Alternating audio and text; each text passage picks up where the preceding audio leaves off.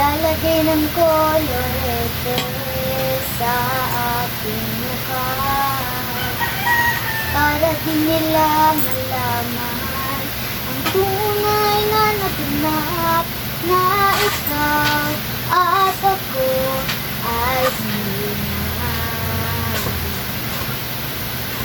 Iniensayo pa ang mga ngiti para di halata.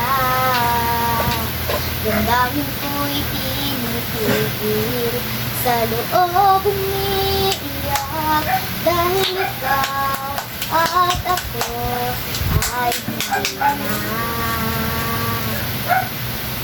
At ang hirap, magpapanggap pa ba ako na ako ay masaya kahit totoo ay talagang wala ka na. At kung bukas pagmulat ng aking mata may mahal ka ng iba, wala na akong magagawa. Diba? Paano ko sasabihin sa mga kaibigan ko